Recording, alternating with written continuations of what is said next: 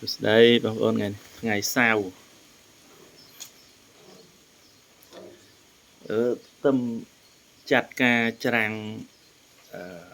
មកសម្បុកនៅពីក្រោយនេះវាបើអត់ទេវាតិចក្មេងនេះអណងយើងវារុំដើមខ្នោពេកបងប្អូន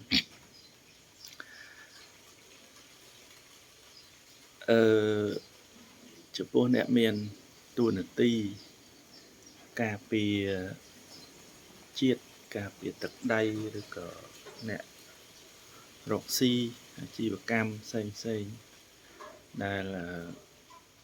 កាន់សល់5ហ្នឹងកាលណាមានជនដែលមកសម្លាប់យើងមកធ្វើទុកបុកម្នេញបំផ្លិចបំផ្លាញយើងគឺគេសុំអាជ្ញាបានពីគ្រូថែសារហ្នឹងគឺអាចសម្លាប់វាទៅបើមិនចឹងទេវានឹងធ្វើទុកបុកម្នេញយើងច្រើនទៅ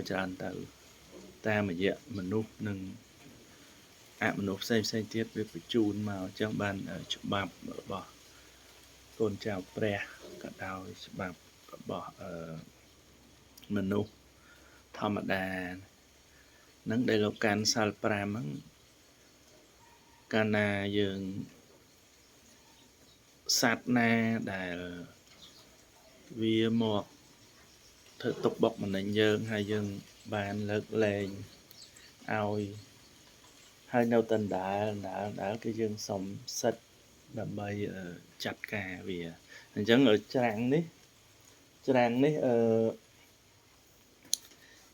យើងអត់ចាត់ការវាកើតទេអត់ចាត់ការវាមនុស្សមកអង្គុយនេះទាំងក្មេងទាំងចាស់គឺវាតិចអញ្ចឹងយើងមានអាជ្ញាប័ណ្ណដើម្បីចាត់ការវាអញ្ចឹងមានសត្វច្រើនទៀតណាដែលវាមកសន្សំរឿងជាមួយយើងឲ្យតែកូនចៅព្រះអ្នកដែលសន្សំសេចក្តីល្អហ្នឹងគឺតែងតែមានពពួកសភាវៈអាក្រក់ទាំងមនុស្សអមនុស្សប្រើសត្វហ្នឹងឲ្យមកចាត់ការយើងតាមរយៈការស៊ើបការឬក៏បញ្ជូននៅមន្តអាគមអីផ្សេងហ្នឹងមកធ្វើទុកបុកម្នេញយើង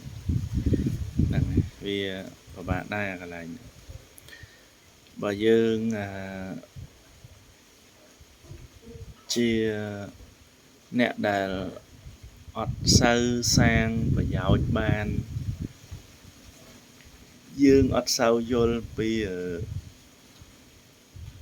ការសាងប្រយោជន៍វាចាកនៅសភាវៈឬចិត្តអាក្រក់ដើម្បី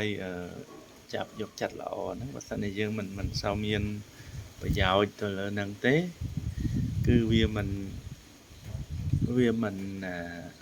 តបៀនយើងទេវាមិនផ្ចាញ់យើងទេតែបើយើងមានការសាងល្អសម្អាតចិត្តខ្លួនយើងនេះមួយការសន្សំនៅគុណជាតិនិងអត្ថប្រយោជន៍ជួយដល់អ្នកដទៃនេះ2អញ្ចឹងវាតែងតែមានសភាវៈអាក្រក់នឹងវាមកធ្វើទុកបុកម្នេញ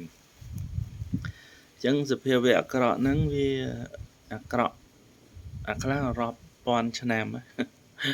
នៅតែអាក្រក់អណ្ដើរវាអត់កែទេអញ្ចឹងហើយវាសັບភ្នែកទឹកតិចទឹកញៀនទឹកទៀតអញ្ចឹងយើង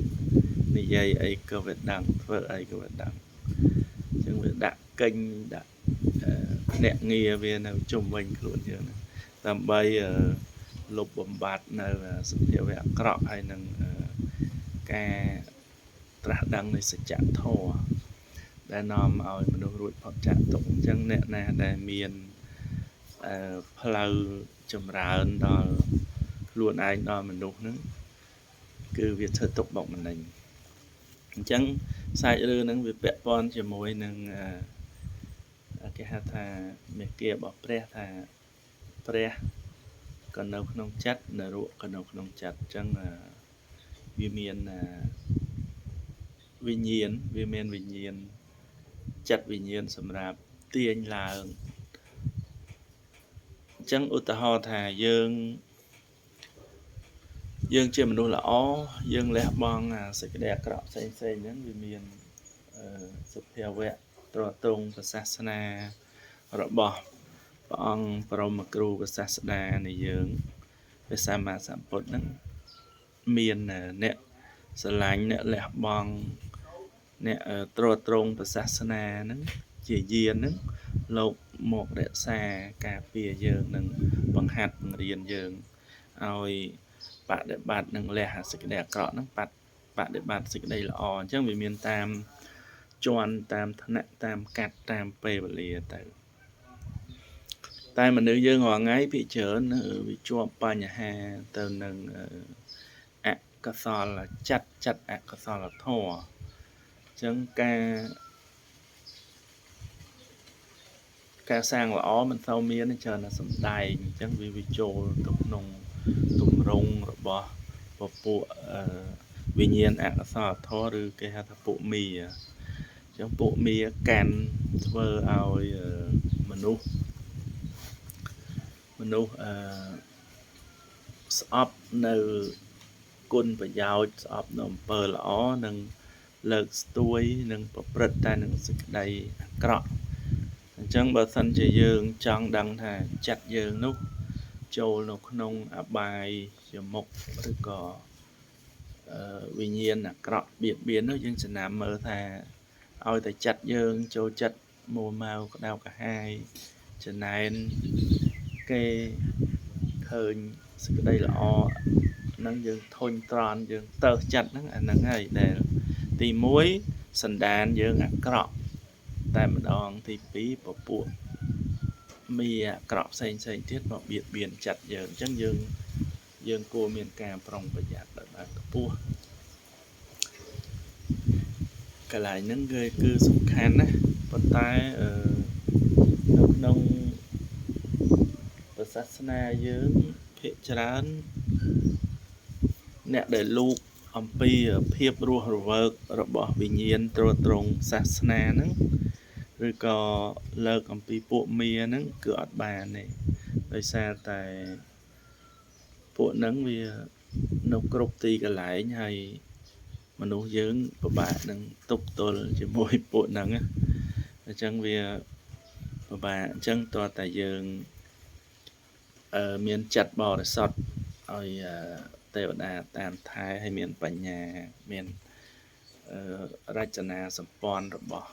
ឋានអញ្ចឹងបើយើងនៅបតកលាប្រទាញបតុងអ្នកខ្លះគឺជាទីពឹងក្នុងផ្លូវល្អផងប៉ុន្តែអត់ទី1អត់ចេះមើលទី2ចាញ់គោលនយោបាយគេទី3ភាពលោភលន់ដើរផ្លូវខុសអញ្ចឹងផ្លូវល្អលោកចាក់ចេញចោលទៅអាផ្លូវល្អអាក្រក់ហ្នឹងវាយកឈ្មោះយកទីតាំងយកមនុស្សហ្នឹងទៅប្រព្រឹត្តនៅសេចក្តីមិនត្រឹមត្រូវអញ្ចឹងវាពិបាកដែរហ្នឹងហើយបងប្អូនខ្ញុំនិយាយសង្ខេបប៉ុណ្្នឹងចុះហើយចំពោះខ្ញុំនិយាយហាក់ដូចជាហេតុប្រស្នាខ្ញុំមិននិយាយចំហើយក៏មិនបញ្ចេញអត្តសញ្ញាណប៉ិតទេអញ្ចឹងបងប្អូនស្ដាប់បានប៉ុណ្ណាក៏យកប៉ុណ្្នឹងទៅអរគុណច្រើន